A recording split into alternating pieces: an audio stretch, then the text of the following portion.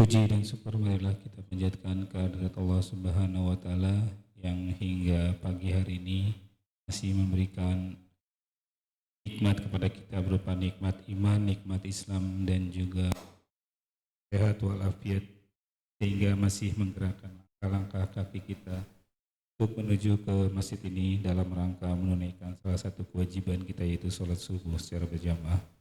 Salawat dan juga salam nantiasa tercurah kepada junjungan kita, qudwatun hasanah kita, Nabi besar Muhammad sallallahu alaihi wasallam, yang karenanya lah cahaya Islam sampai kepada kita, dan semoga cahaya Islam ini akan terus bersama kita hingga yaumil kiamat nanti.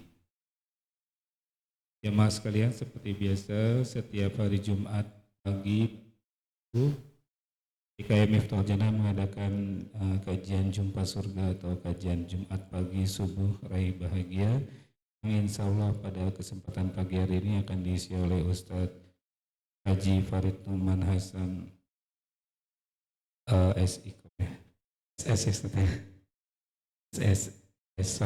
MSOS, dan untuk materinya terkait tentang fikih praktis dalam kehidupan sehari-hari, yang insya Allah pada kesempatan pagi ini tentang Allah menyukai hal-hal yang baik, gitu ya Ustadz ya. Untuk mempersingkat waktu, marilah kita mulai kajian kita pada pagi dengan sama-sama membaca lafaz basmalah. Bismillahirrahmanirrahim. Kepada Ustadz kami persilakan. Bismillahirrahmanirrahim. Assalamualaikum warahmatullahi wabarakatuh. Alhamdulillah, assalatu wassalamu ala rasulillah wa ala alihi wa sahbihi wa man walah, wa la hawla wa la quwata illa billah, amma ba'd. Wa qala alaihi salatu wassalam kama jaa fi sahihi Muslim, inna allaha tayyib la yaqbalu illa tayyiba, wa inna allaha amara al-mu'minin bima amara bihil mursalin. Ma'asyiral muslimin wal muslimat, a'azzanallahu wa iyyakum. Alhamdulillah, pada pagi hari ini kembali kita ketemu di Jumat pekan kedua subuh. Dengan izin Allah, dengan nikmat yang Allah berikan kepada kita, kita bisa sholat subuh berjamaah.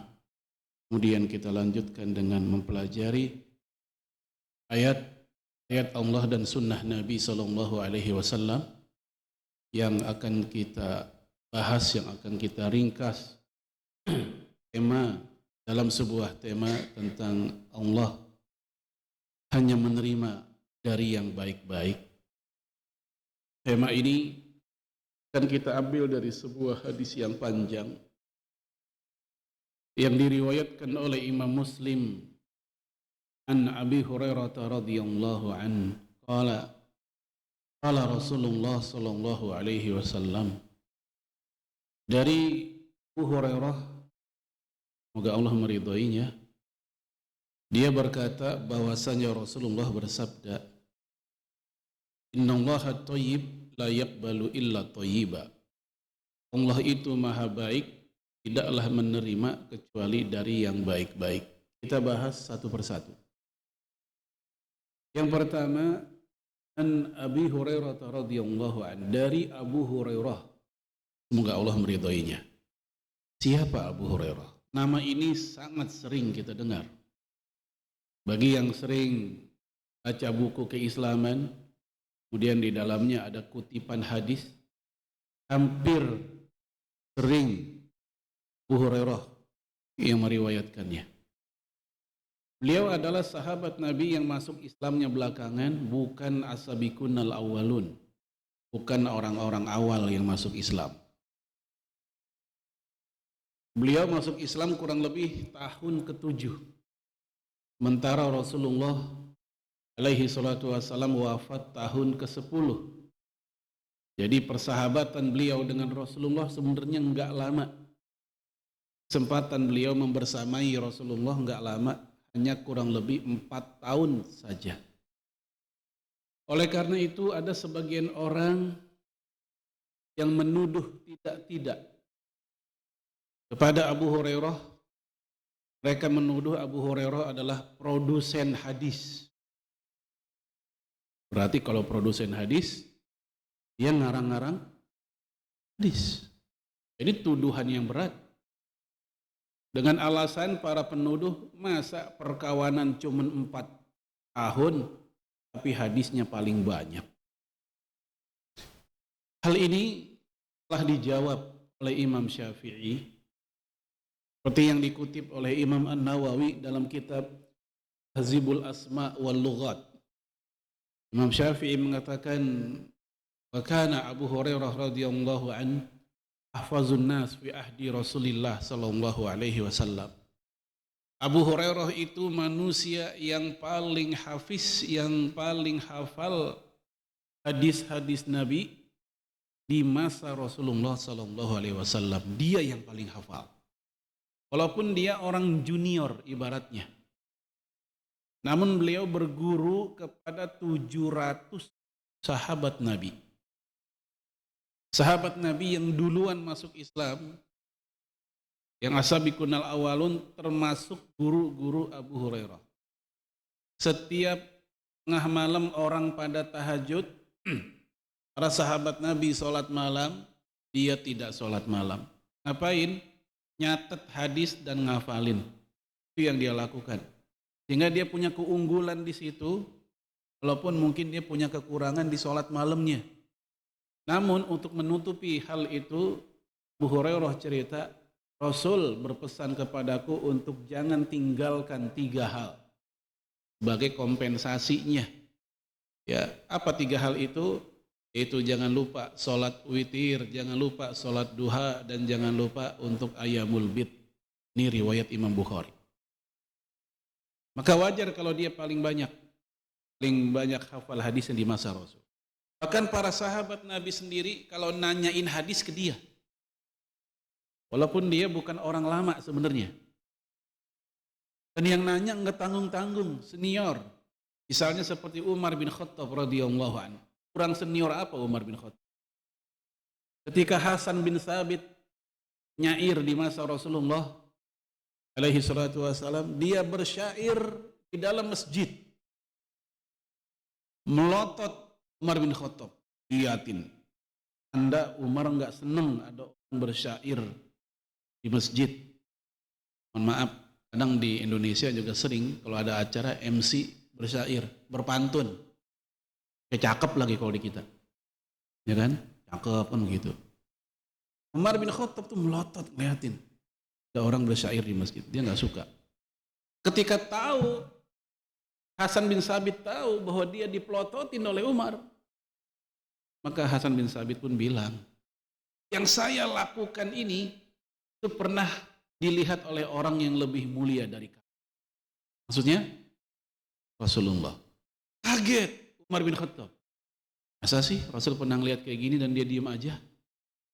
Ya, dengan kata lain, berarti Rasul setuju nggak mempermasalahkan orang bersyair di masjid. Maka Umar pun nengok ke Abu Hurairah, menanyakan, benar nggak tuh peristiwa itu? Maka kata Abu Hurairah, Allahumma na'am, ya, betul, pernah kayak begitu. Ini contoh pertama, hadis Bukhari kisah ini. Dalam hadis Sahih Muslim, Abdullah bin Syakik berkata, khatabana Ibnu Abbas ba'dal asri hatta bada'ati syams hatta bada'ati nujum. Ibnu Abbas ngasih kuliah, ngasih taklim, ngasih pelajaran setelah asar terus hingga sampai melewati malam dan terbitnya bintang. Berapa jam itu materi? Habis asar terus maghrib lewat nggak sampai nujum bintang-bintang bada nongol kelihatan. Ya anggaplah udah malam itu, bukan cuma maghrib kalau bintang muncul itu. Apa yang terjadi? Itu jamaah pada teriak-teriak, as-sholah, as-sholah, ingetin loh, sholat, maksud sholat maghrib. Jangan kelamaan materinya gitu. Tapi itu terus. Ya akhirnya berdirilah seorang Bani Tamim laki-laki. Orang Bani Tamim laki-laki dia ngedeketin dan kayak setengah ngomel gitu. Sholat. Maka Ibnu Abbas pun respon dengan mengatakan, Atu'allimuni bis sunnah la ummalak. Emangnya kamu mau ngajarin saya sunnah Nabi? La ummalak. La ummalak itu kalau kita terjemahin secara harfiah, artinya nggak punya ibu kamu. Itu kalau terjemahan harfiah. Tapi kalau kita setarain dengan ungkapan orang Indonesia, la ummalak itu kalau bahasa kita, gimana sih? Nah gitulah kurang lebih. Kamu ini gimana sih? Emang kamu mau ngajarin saya sunnah? Apa yang saya lakukan ini dahulu Rasul pernah melakukan. Jama'an Nabi alaihi salatu wassalam baina zuhri wal asri wal maghrib wal isya. Rasul pernah menjamak sholat gara-gara ngisi materi, gara-gara ngisi taklim. Zuhur sama asar pernah, maghrib sama isya juga pernah. Yang kayak gini bikin kaget satu majelis. Masuk perawi hadis ini Abdullah bin Syakik, sahabat Nabi. Dia bilang, kafi sodri, dada saya ngerasa sesuatu, dada saya ngerasa, masa sih Rasul menjamak sholat hanya gara-gara ngisi ceramah doang? Tapi emang lama materinya gitu. Maka saat itu mereka semua pada nengok ke Abu Hurairah. Seakan-akan mereka nanya gitu, bener nggak nih? Lalu kata Abdullah bin Syakik, fasaddaqa maqalatahu. Abu Hurairah pun membenarkan apa yang dikatakan oleh Ibnu Abbas. Bahwa Rasulullah pernah menjamak sholat antara zuhur dan asar, kemudian antara maghrib dan isya, gara-gara pembelajaran, PBM, proses belajar mengajar. Begitu. Baik jemaah sekalian, ini contoh aja luar biasanya Abu Hurairah sehingga manusia pun mengakui memang dia punya kelebihan. Kemudian, kenapa dipanggil Abu Hurairah? Ayah si kucing kecil. Hurairah itu, Abu Hurairah bukan nama asli. Itu istilahnya kunyah. Hurairah diambil dari kata hirrah, kucing betina. Karena kecil, maka dipanggilnya Hurairah, kucing betina kecil. Karena dia punya kucing betina masih kecil yang sangat akrab dengan dia. Kalau dia nggak ada, kucing yang nyariin dia di mana. Kalau kucing yang nggak ada, dia yang nyariin kucingnya di mana.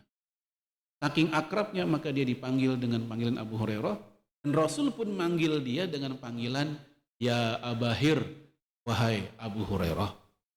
Ini panggilan pada dia. Lalu siapa nama aslinya? Dalam kitab Tahzibul Asma wal Lughat tadi Imam Nawawi mengatakan ada yang sampai meneliti 20 nama, versi nama dari Abu Hurairah, ada 20-an. Imam Ibnu Abdil Bar bilang ada 30 nama Abu Hurairah.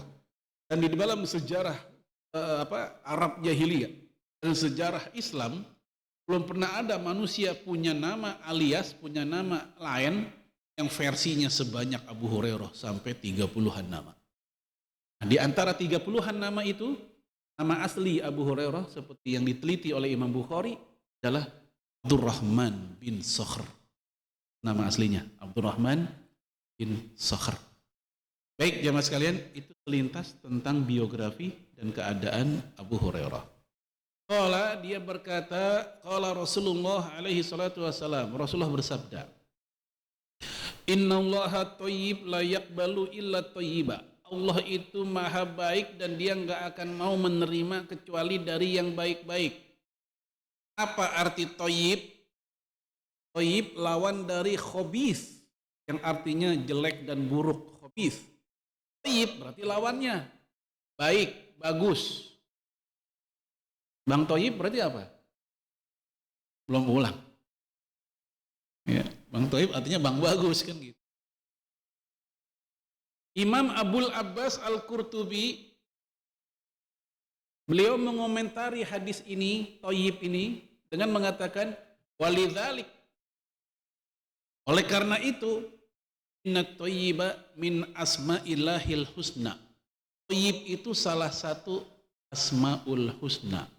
Di asma'ul husna bukan hanya 99 seperti yang umumnya umat Islam ketahui, tapi lebih dari itu. Kalau kita gabungkan dengan ayat atau hadis yang lain kita kumpulkan, maka kita akan mendapatkan, kata Imam Al-Qurtubi, 200 asmaul husna, bukan hanya 99. Cuman yang masyarakat kita tahu 99 itu. Lalu kemudian bukan hanya toyib, tapi juga misalnya dahar. Dahar itu juga nama Allah, cuman gak seterkenal 99 yang lain. Rasul mengatakan, la tasubud dahr, la tasubu ahadukum ad-dahra. Janganlah kalian mencela zaman. Dahr itu zaman. Maka nggak boleh kita bilang zaman udah edan. Ini nggak boleh, karena yang edan orangnya bukan zamannya. Zaman mah netral aja. Janganlah kalian celak zaman, fa innallaha huwa ad-dahru, karena Allah lah zaman. Dari sini Imam Al-Baghawi dalam kitab Syarhus Sunnah mengatakan bahwa ad-dahr juga salah satu asmaul husna. Baik, kita lanjut lagi. Toyib yang kita bahas ini ada dua cakupan saja. Kita nggak bahas lebih, dikit aja. Pertama, toyib dalam al-a'mal, yang kedua toyib dalam al-amwal. Apa toyib dalam al-a'mal? Toyib dalam perbuatan, amal soleh. Standar atau kriteria sebuah amal dikatakan toyib, bagus dan baik, itu paling enggak ada dua syarat. Ini yang paling standar dari para ulama. Seperti yang dikatakan oleh Imam Fudail bin Iyad, dalam tafsir para ulama kita itu banyak mengutip dari beliau ketika menjelaskan tafsir surat Tabarok di ayat awal-awal, khususnya di kalimat liyabluwakum ayyukum ahsanu amala. Beliau mengatakan, innal amala idza kana sawaban lam yakun khalisan lam yuqbal, wa idza khalisan lam yakun sawaban lam yuqbal. Yang namanya amal udah benar tapi tidak ikhlas, maka itu enggak beres, enggak toyib, enggak akan diterima. Benar amalnya tapi enggak ikhlas. Ini udah sering kita angkat. Kemarin kita ngomongin haji bulan lalu, atau mungkin bulan lalu lagi. Ya, haji jelas amal yang toyib, bukan rukun Islam. Tapi tujuan haji supaya pulang strata sosial naik. Niatnya enggak toyib, tapi yukbal, enggak diterima. Karena yang diterima hanyalah yang toyib.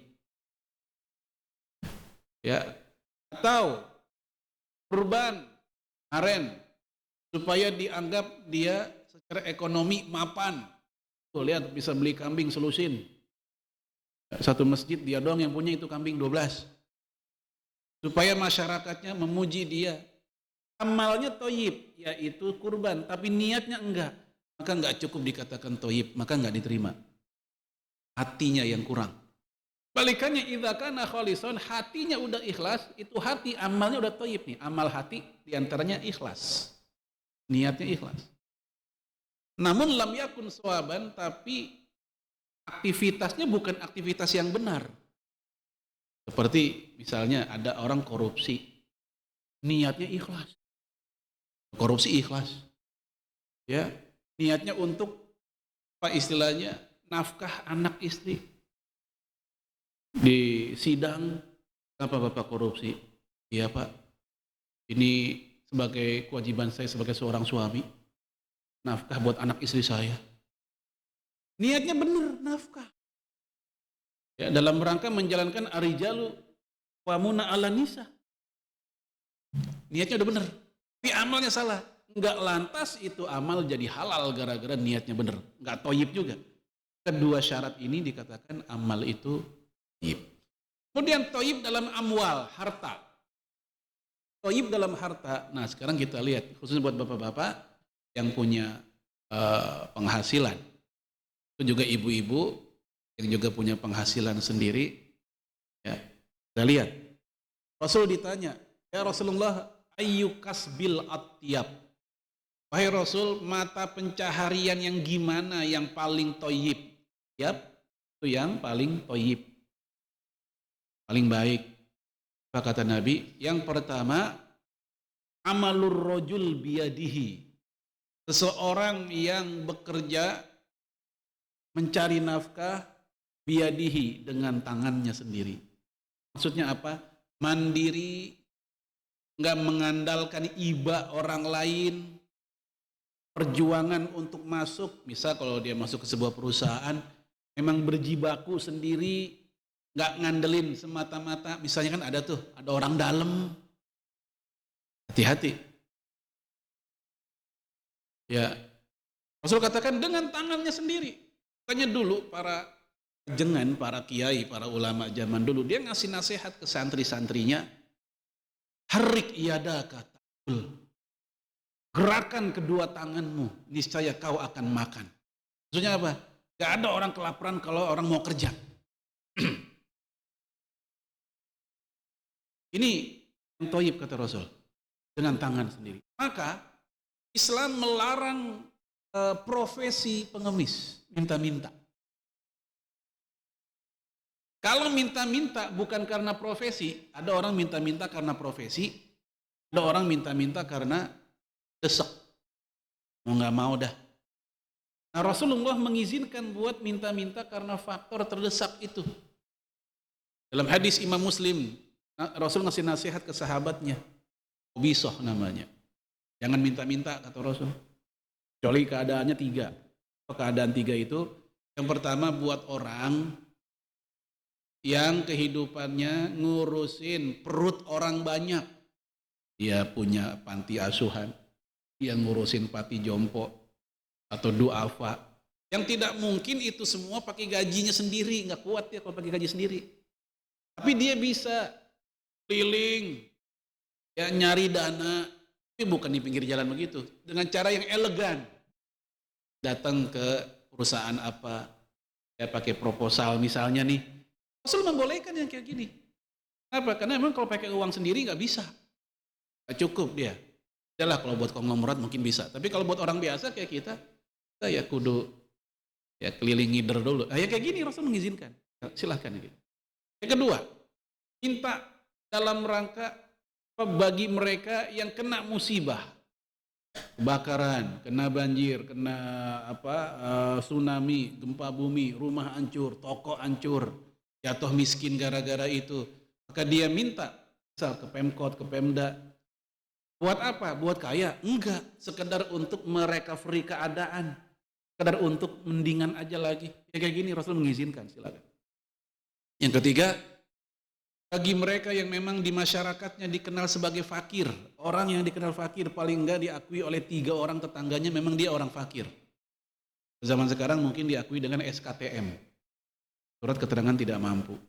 Nah, buat orang kayak begini Rasul mengizinkan, silakan minta. Nah, di luar itu larang minta-minta. Dan buat mereka yang hobi minta-minta di dunia, di akhirat nanti Allah bangkitkan mereka dalam keadaan wajahnya tidak berdaging. Dalam hadis Bukhari. Ya. Kenapa? Itu tanda orang nggak punya rasa malu di dunia. Orang malu itu, rasa malu itu di mana? Kan di muka. Pasti orang nunduk kalau dia napa-napa. Karena punya malu dia nunduk. Wajahnya seperti itu. Nah, jamaah sekalian, makanya kalau kita ngelihat di lampu merah, ada bapak-bapak jual kanebo, jual lem Korea. Saat yang bersamaan ada pengemis. Lebih utama kita ngasih kita beli yang kanebo atau lem itu. Walaupun mungkin kita lagi nggak butuh-butuh banget kanebo. Buat apaannya kanebo di rumah juga ada. Oh iya buat andukan kali, andukan pakai kanebo. Bisa nggak? Bisa sih sebenarnya. Ya. Lem juga udah ada. Bukan masalah udah adanya ini. Kita menghargai si bapak ini keluar pagi sampai pulang malam kepanasan, kehujanan, dan juga deg-degan kadang mungkin dikejar kamtip. Sementara dia nyetor itu, dia nyetor bukan milik sendiri. Dibanding kita ngasih ke pengemis yang mengandalkan iba doang, dapatnya lebih gede. Khawatir kalau kita ngasih ke pengemis, si pedagang melihat, enak ya jadi pengemis. Gedean dia dapatnya. Gara-gara itu ini orang udah bener tadinya jalurnya.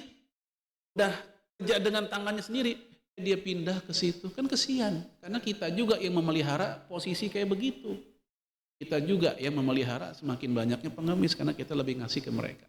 Kita lebih utama ngasih kepada yang amalur rajul biyadihi, seseorang yang bekerja dengan tangannya sendiri. Yang kedua kata Rasul, masih di hadis yang sama, ketika ditanya yang paling thayyib yang bagaimana? Kata Rasulullah, kullu bai'in mabrur Semua bentuk jual beli yang mabrur, yang baik.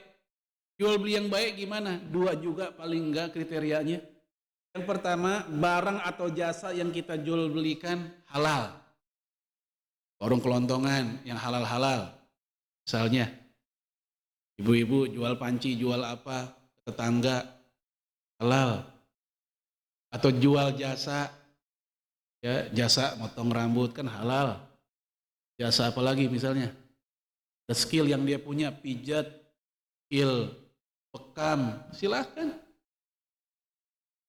Syarat kedua, lubayin mabrur adalah sistemnya juga halal. Tidak mengandung misalnya riba, tidak mengandung penjudian, tidak mengandung penipuan, tidak mengandung kezoliman.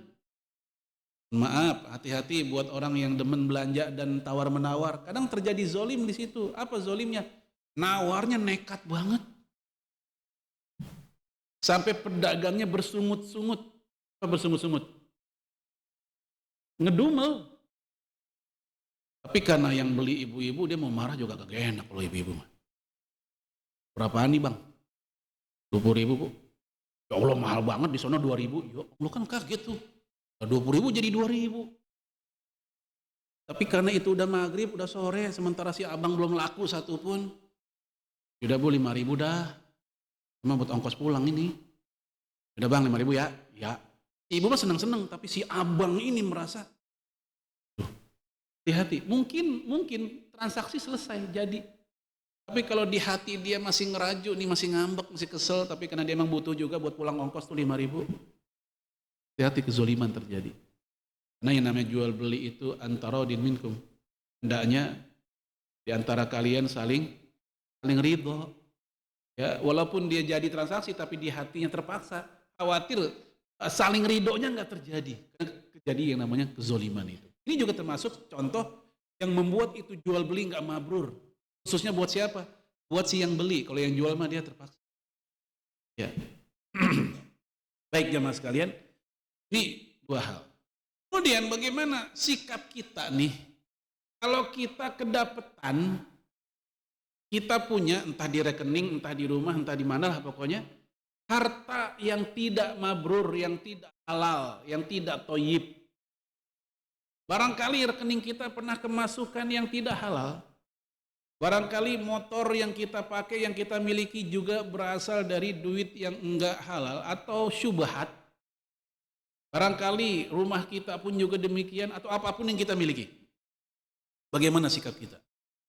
Bapak Ibu sekalian, a'azanallahu wa yakum, ada rincian dulu. Yang pertama, kalau harta tidak halal, harta haram yang kita punya berasal dari milik orang lain, kita ambil haknya, maka yang kayak gini nggak ada cara lain kecuali pulangin. Nggak boleh disedekahin. Apalagi buat zakat, enggak. Kenapa? Karena salah satu karakter harta zakat atau sedekah adalah milkut tam. Apa milkut tam? Harus milik kita penuh. Memang milik kita, kuasa kita penuh. Sementara kalau tadi itu hakikatnya milik orang. Contoh, koruptor, milik uang negara, dipakai sama dia buat sedekah, enggak boleh tetap. Balikin ke negara, itu milik negara. Sebuah yayasan, sebuah lembaga, ada orang yang enggak bertanggung jawab, uang lembaga, uang yayasan diambil sama dia. Apa yang dia lakukan? Enggak bisa disedekahin, itu bukan milik dia masalahnya. Milik jamaah, milik masyarakat, milik umum, pulangin. Imam Nawawi nyebutin dalam kitab Riyadhus Shalihin, dalam bab taubah, bab tentang taubat, kalau kesalahan kita sama manusia, salah satu syaratnya supaya taubatnya sah, supaya taubatnya disebut nasuha adalah wa in kanat malan aw nahwah raddahu ilaih. Kalau dosa kita sama orang terkait dengan hartanya, maka kembalikan ke dia.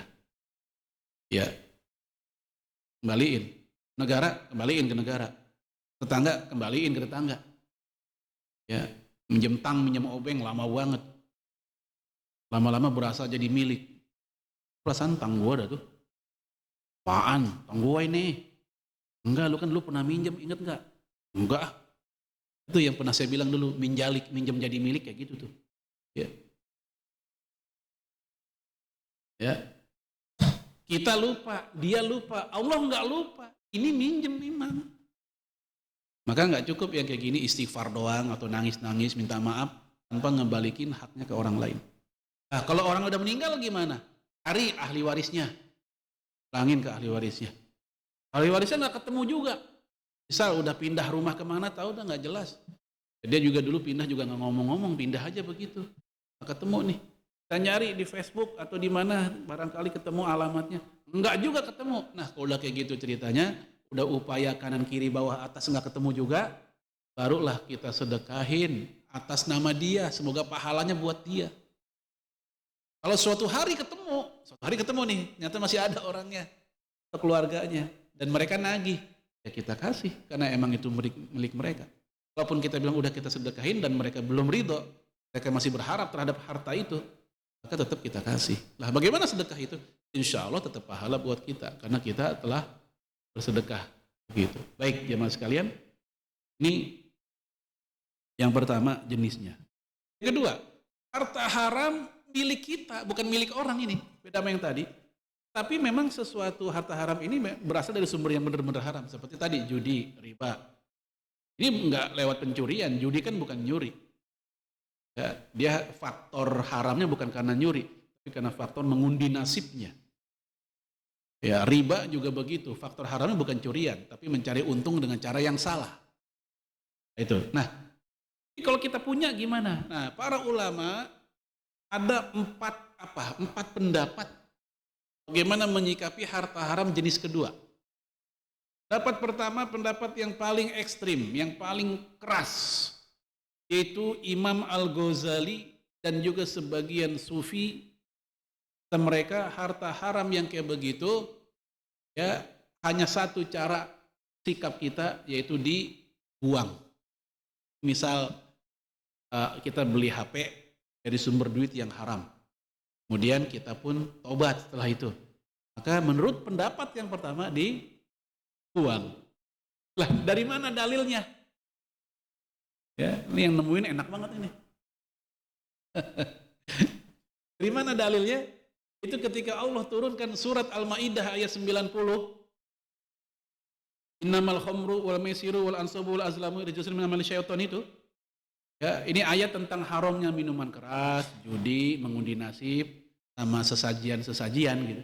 Ketika ayat ini turun, para sahabat Nabi di Madinah itu langsung numpahin minuman keras yang mereka punya. Dulu waktu belum diharamkan, belum turun ayat ini, itu minuman keras kan masih jadi minuman mereka juga. Ya, pernah saya sampaikan di sini, Ali bin Abi Thalib jadi imam sholat, ya membaca surat apa? Al-Kafirun dalam keadaan masih mabok. Nah, Al-Kafirun kan nggak pakai mabok aja udah muter-muter bacanya. Yang sampai lakum dinukum kagak ketemu-ketemu ada kan? Wala antum nggak rapi-rapi tuh orang baca. Itu nggak mabok padahal. Apalagi mabok gitu. Maka turunlah ayat ya ayyuhalladzina amanu la taqrabus shalah wa antum sukara. Jangan sholat kalau lagi mabok. Allah turun ayat itu. Tapi saat itu emang belum diharam. Nah, dengan turun yang tadi itu yang Al-Maidah 90 baru diharamkan.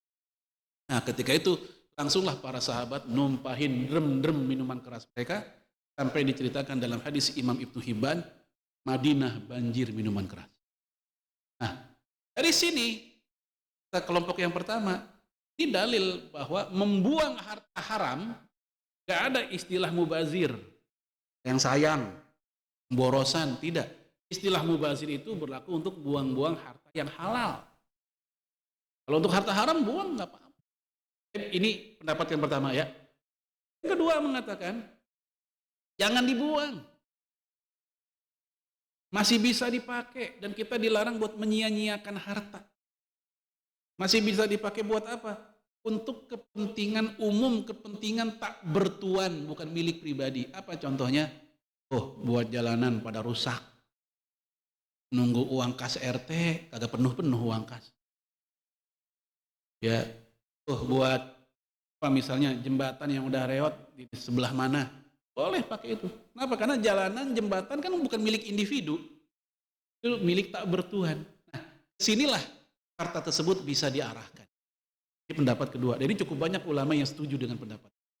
Sehingga di satu sisi kita nggak menyia-nyiakan harta, di sisi lain tetap kita ini sebagai manusia nggak dosa. Yang milik pun, yang punya pun dia bisa memisahkan harta haram dan harta halalnya. Di sebuah masjid di Cimanggis itu ada yang kotak amal di depan masjid itu ditulis khusus uang-uang panas. Ini solusi, jalan keluar bagi kita yang bingung. Nih gue ada uang kayak gini, bingung taruh mana? Ya udah, masukin aja situ. Ya, bagi subuh-subuh diam-diam kan malu juga kalau terang-terangan kalau kita punya. Baik, itu yang kedua, cara seperti itu. Cara yang ketiga ini lebih moderat, lebih apa ya? Kalau tadi kan masih bisa dipakai, tapi buat kepentingan umum. Ini pendapat yang ketiga. Masih bisa dipakai buat kepentingan individu, tapi bukan si pemilik, bukan yang punya. Kayak misalnya seseorang penjudi nih, ya, kemudian dia tobat, ya itu buat dia tetap nggak boleh, tapi dia masih boleh untuk ke orang lain, tetap orang, individu. Ya, atau misalnya, mohon maaf, ada seorang wanita yang pekerjaannya begitu, dapat penghasilan dari situ, ya. Lalu dia pun tobat, ini uang dikemanain? Maka akhirnya dia pun ngasih ke orang misalnya. Dari mana dalilnya? Itu perilaku para sahabat. Atau fatwa para sahabat. Dalam hadis, atau dalam riwayat Imam Abdul Razak, dalam kitab Al-Musannaf, Abdullah bin Mas'ud, ceritain oleh anaknya namanya Zar bin Mas'ud, tetangganya datang. Saya punya tetangga yang kerjaannya rentenir, bangling, pinjol kalau sekarang nih. Setiap hari ngajakin saya makan dulu, undang saya, ya makan-makan di rumahnya, ditraktir. Nah dia bingung nih, karena dia tahu ini penghasilannya haram ini orang. Nah gimana Pak, sikap saya gimana? Apa jawaban Abdullah bin Mas'ud, sahabat Nabi? Kata dia, mahna'uhu laka wa ismuhu alaih. Untukmu dapat enaknya dan dosanya buat dia saja. Itu. Jadi buat si kita yang nerima dapat enaknya kan makan, traktir. Dosanya buat dia. Ternyata Bapak Ibu sekalian, ini bukan hanya fatwa beliau, tapi fatwa sahabat Nabi yang lain. Di antaranya Salman Al-Farisi. Kemudian Abdullah bin Umar. Abdullah bin Umar ini sahabat Nabi yang sangat keras, sangat ketat sama sunnah. Tapi beliau pun punya pendapat sama. Kalau buat orang lain silahkan. Analoginya, ada orang pulang main judi, perutnya lapar atau haus nih. Beli makanan di pinggir jalan, anggaplah tukang bakso, tukang somai. Tapi dia habis menang main judi nih. Begitu dia beli somai, apakah lantas penghasilan tukang somai jadi haram juga? Haram nggak? Enggak. Itu haram buat siapa jadinya? Si yang pemain judi aja. Dan kan juga nggak mungkin tukang somai saban orang beli nanya penghasilan kita dari mana? Orang beli, bungkus saja. Bapak kerjanya apa? Emang apa? Ya tukang somai sih mikir ya udah selesai ada orang beli. Gitu. Ini pendapat yang ketiga. Bagi mereka buat individu pun juga boleh. Yang penting bukan si pemiliknya. Pemiliknya itu yang haram. Tapi saran saya untuk pendapat yang ketiga ini jangan terlalu dilebarkan hingga sampai untuk masjid juga boleh, kan haram buat dia.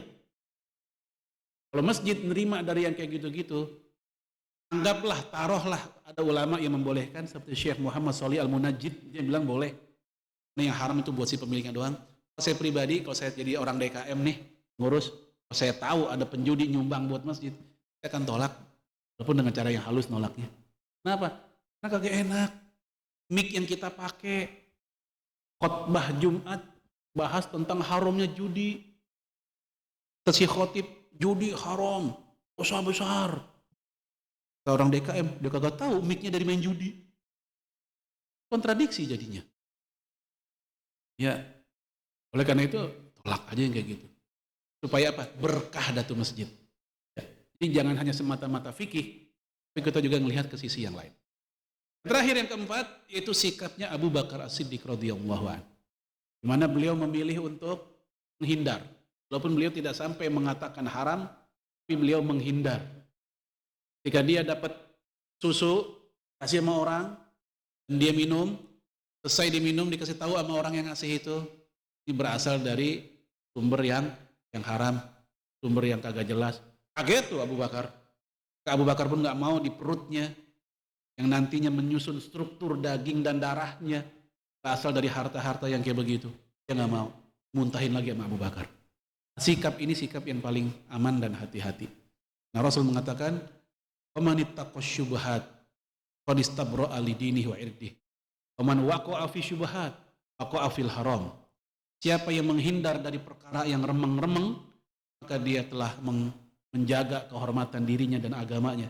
Siapa yang menghindar, siapa yang nyemplung ke wilayah syubhat, maka dia jatuhnya ke haram juga. Itu kata Rasul dalam hadis Imam Bukhari Muslim. Baik jamaah sekalian, itu innallaha thayyib la yaqbalu illa thayyiba. Waktu kita bahas tentang haji, saya bilang salah satu sebab haji enggak mabrur adalah ongkosnya enggak halal. Itu juga. Nah, dia ngerusak kemabruran. Secara fikih memang sah menurut jumhur ulama, dia berdosa. Nah, keabsahan itu enggak dilihat dari fasilitas ongkos amal, dilihat dari rukun dan wajibnya amal jalan apa enggak. Baik, kita lanjut. Innallaha amaral mu'minin bima amaru bihil mursalin. Itu lanjutan hadisnya. Allah memerintahkan kepada orang beriman dengan perintah-perintah yang sama dengan para rasul. Apa artinya?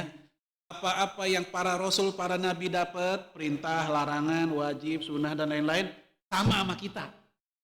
Itu prinsip dasarnya begitu. Wajib buat mereka, wajib buat kita. Sunnah buat mereka, sunnah buat kita. Apalagi, larangan buat mereka, larangan buat kita. Prinsip dasarnya begitu, sama. Namun memang ada hal-hal tertentu khusus buat mereka, tapi tidak berlaku buat kita. Seperti kurban yang kemarin, dalam hadis Imam Ahmad, Rasulullah bilang begini, "Kutiba alayyan nahra lam yuktab alaikum." Diwajibkan bagiku berkurban, tapi tidak wajib atas kalian. Ini khusus buat Rasul, wajib buat para sahabatnya, buat umatnya tidak. Hadis ini statusnya dhaif. Namun dia sejalan dengan ijma, seperti yang disampaikan oleh Imam Ibnu Hazm. Tidak ada satupun riwayat dari sahabat Nabi yang mengatakan wajib. Ijma para sahabat, dia tidak wajib. Wajib buat Rasul, tidak bagi umatnya. Yang kedua, yaitu tentang sholat tahajud, sholat malam. Rasulullah SAW menurut Imam Ibnu Jarir At-Tabari itu wajib sholat tahajud. Dari mana dasarnya? Yaitu surat Al-Muzammil di ayat pertama. Ya ayyuhal muzammil qum min laila illa qalila. Wahai orang berselimut, bangunlah di malam hari walaupun sedikit. Ini perintah buat sholat malam. Dari situlah Imam Ibnu Jarir At-Tabari, para ulama mengatakan sholat tahajud itu wajib saat itu. Masuk buat Rasul dan para sahabat. Lalu turunlah ayat yang lain yang mengalihkan kewajiban menjadi tidak wajib.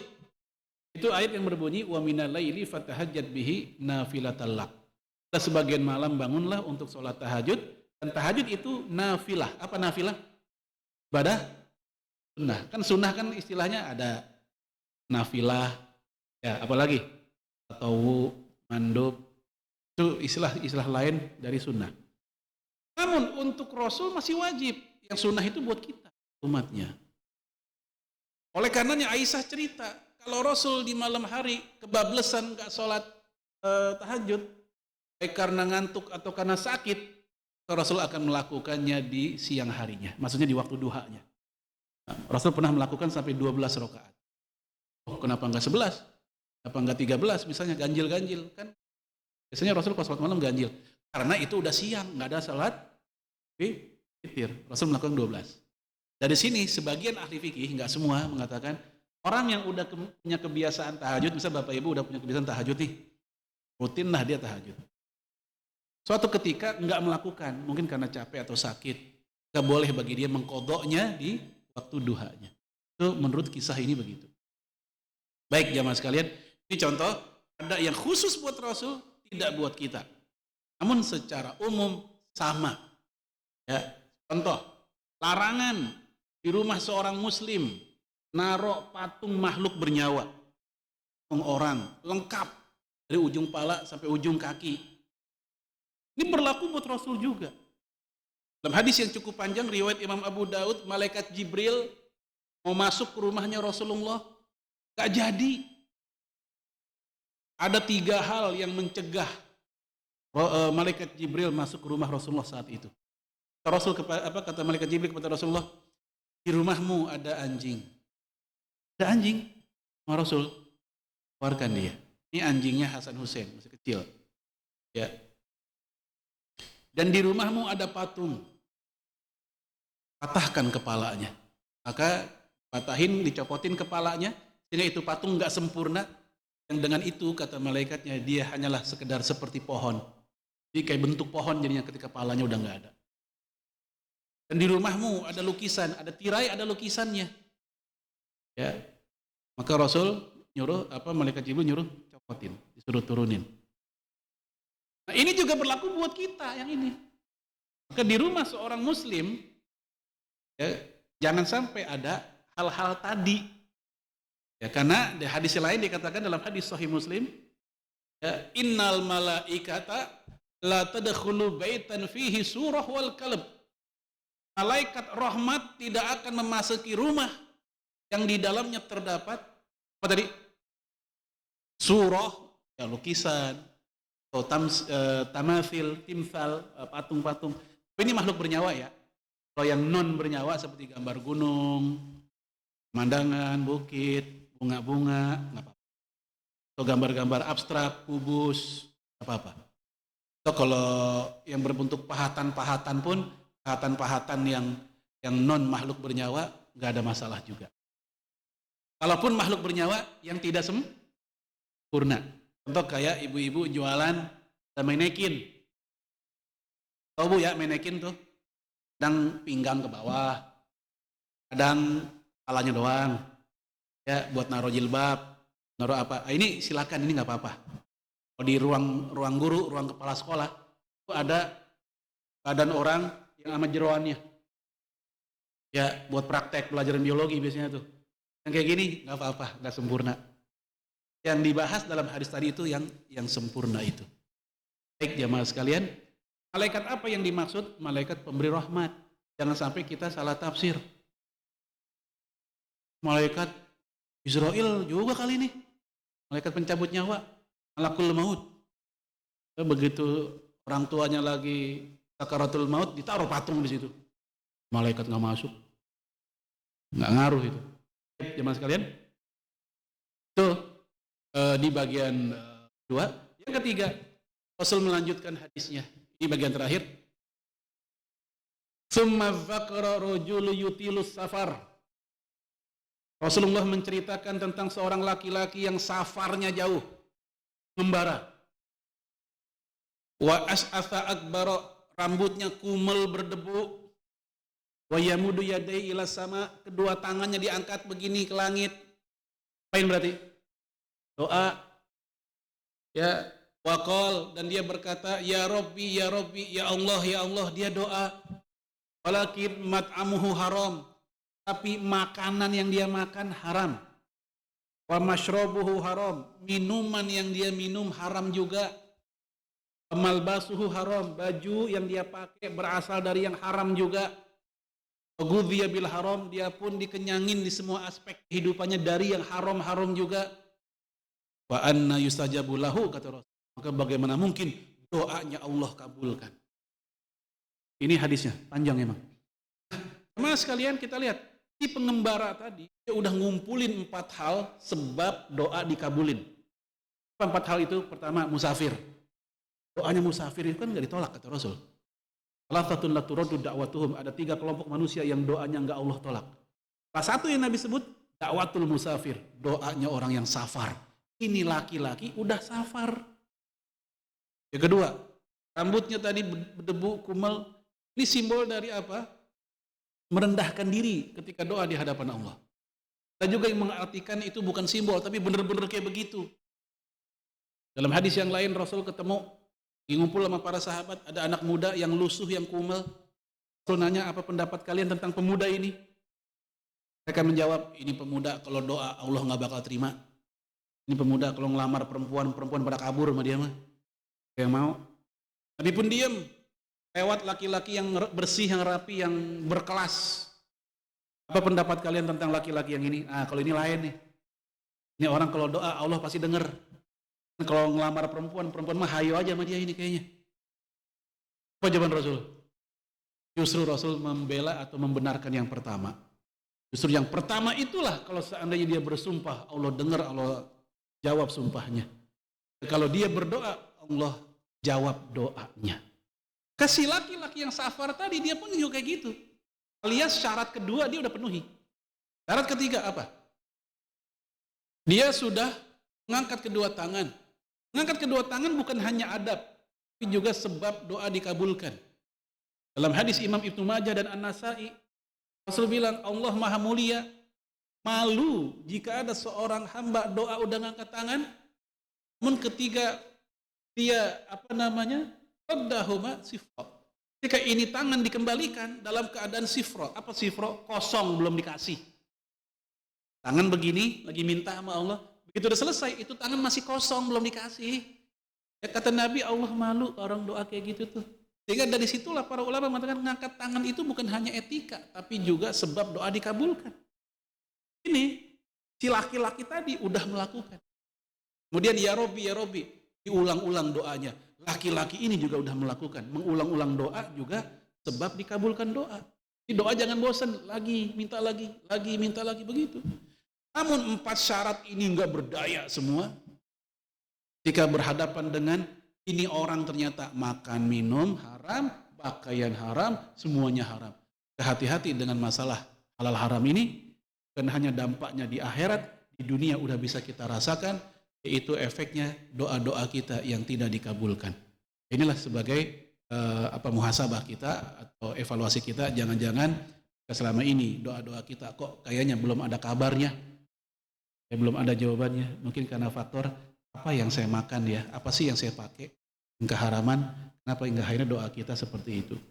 Baik jamaah sekalian, ini tema kita tentang Allah hanya menerima dari yang baik-baik. Silakan jika ada yang perlu kita diskusikan. Wallahu a'lam bishawab. Allahul muwaffiq ila aqwamit thoriq. Assalamualaikum warahmatullahi wabarakatuh. Ya, silakan jamaah. Baik Bapak Ibu, silakan 1 atau 2 penanya mungkin. Ya silakan Dermawan. Waalaikumsalam.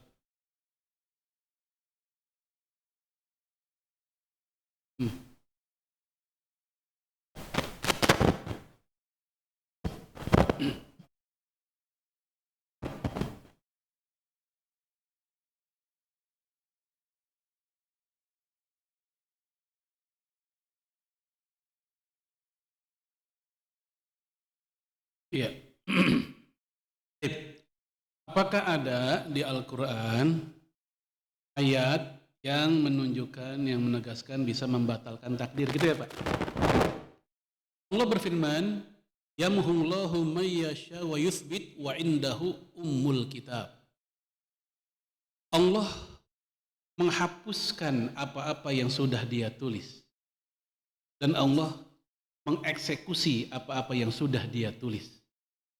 Ya, jadi Allah berkehendak menghapus apa yang sudah Dia tetapkan.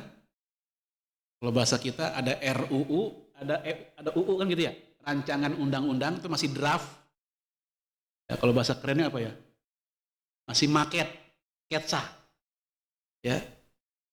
Nah, Allah berhak menghapuskan itu, dan Allah berkuasa untuk menetapkannya, untuk mengeksekusinya. Wa indahu umul kitab. Dan milik Allah lah yang namanya Lauh Mahfuz, kitab Lauh Mahfuz. Nah, ayat ini dijelaskan oleh para ulama, masuk Imam Al-Qurtubi. Salah satu maknanya adalah Allah punya kuasa, Allah punya hak, Allah punya kehendak. Apa-apa yang sudah Dia rencanakan buat makhluknya, yang kita istilahkan qada, ada juga yang mengistilahkan qadar. Ya, tentang qada dan qadar itu ada 3 pendapat para ulama. Pertama mengatakan qada bisa dihapus, qadar tidak. Ada yang mengatakan kebalikannya, qadar yang tidak bisa dihapus, qada yang bisa. Ada yang mengatakan qada dan qadar dia juga sama. Dalam ayat tadi itu tegas Allah katakan Allah menghapuskan apa yang sudah dia tulis. Ya, Allah punya kuasa untuk itu. Ya, dan Allah juga mengeksekusi apa yang sudah dia rencanakan, yang sudah dia tulis.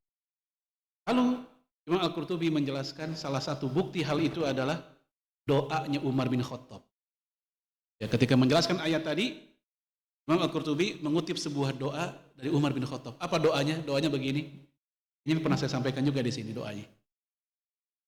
Allahumma in kunta katabtani ma'al ashqiya famhuni fa'asbitni ma'as su'ada.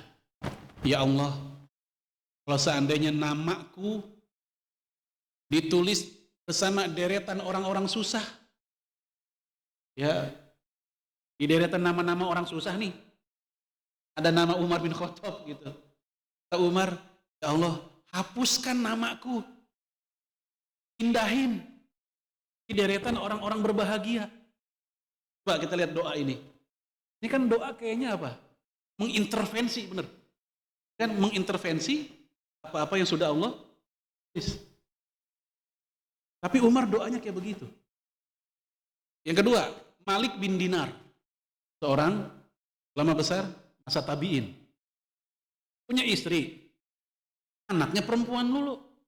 Dia pengen punya anak laki. Begitu istrinya hamil, ya bukan hamil kecil, hamil udah gede ini. Kalau udah hamil gede kan udah ketahuan biasanya nanti jadi apa gitu. Apa doanya? Allahumma ya in kana fi batniha jariyah fabdilhu gulama. Ya Allah, kalau seandainya di perut dia itu bayi adalah perempuan, maka tolong diganti laki aja. Itu doanya sampai kayak gitu. Kalau kita mikir nih doa apa nggak terlalu jauh ya, gitu. Dan kalau kita kan doa mah yang umum-umum tuh, ya Allah saya minta yang terbaik. Itu sampai kayak gitu doanya. Baik, kita mungkin bertanya, ini doa kayak gini apa dasarnya ya? Para sahabat Nabi kok berani doa kayak gitu? Itu dari Rasul sendiri. Nah, tadi kan dari ayat tuh. Muhullahu ma yasha wa yusbit wa indahu umul kitab. Dari hadis.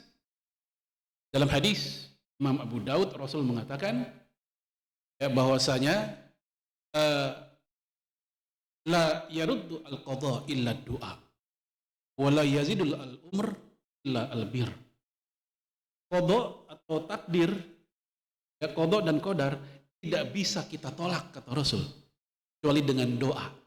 Doa ya. Dan umur nggak bisa nambah kecuali dengan banyak berbuat baik. Itu doa. Apa itu dari hadis Rasulullah SAW. Hadisnya sahih. Oleh karena itu masalah qadha dan qadar ini saya yakin ada qadha atau qadar yang memang nggak bisa berubah. Tapi juga ada yang masih bisa berubah dengan izin Allah. Apa yang nggak bisa berubah? Seperti kita dilahirkan sebagai orang Indonesia, lahir di sini, wujud sebagai perempuan, sebagai laki, kecuali yang lawan takdir tuh, yang operasi kelamin. Tapi tetap itu nggak ngerubah secara substansi. Dia laki, operasi kelamin jadi perempuan, tetap dia nggak punya apa istilahnya itu, rahim, nggak bisa haid nggak dia? Nggak bisa, haid kan nggak bisa di setel sendiri, itu memang dari sononya. Itu. Nah, apakah ada yang bisa berubah dengan upaya manusia berbuat baik, doa, dalam hadis lain silaturahim, siapa yang pengen rezekinya Allah kasih tambah, usianya dipanjangin, yasir rahimah kata Rasul, silaturahimlah. Ini beberapa dalil tentang masalah itu. Baik, walau miswab. Cukup mungkin ya, sudah agak siang waktunya. Nanti mungkin kalau ada pertanyaan-pertanyaan lain bisa langsung balik Ustaz. Sebelum ditutup ada beberapa pengumuman. Yang pertama DKM mengucapkan terima kasih kepada jamaah yang sudah menyediakan konsumsi pada hari ini. Yang kedua, insya Allah kajian berikutnya yaitu kajian Ahad Subuh atau Jihad Subuh yang akan dilaksanakan pada hari Ahad tanggal 16 Juli 2023 yang insya Allah akan diisi oleh Ustadz Acep Miftahudin dari Markas Dirasa Quran. Dan yang ketiga, DKM mengadakan dalam rangka memperingati tahun baru Islam 1 Muharram 1445 Hijriah, DKM Miftahul Jannah mengadakan kegiatan Muharram Mumtaz yang isinya adalah tablik akbar dan juga santunan yatim, dan panitia masih memberikan kesempatan bagi para jemaah yang ingin berkontribusi terhadap kegiatan tersebut bisa menghubungi panitia atau bisa mengisi list proposal yang sudah disebarkan. Demikian pengumuman dari kami, kurang lebihnya mohon maaf. Kita tutup kajian dengan sama-sama baca lafaz hamdalah dan doa kafaratul majelis itu. Alhamdulillahirrabbilalamin, subhanakallahumma wa bihamdika asyhadu an la ilaha illa anta astaghfiruka wa atubu ilaik. Kurang lebihnya mohon maaf. Assalamualaikum warahmatullahi wabarakatuh.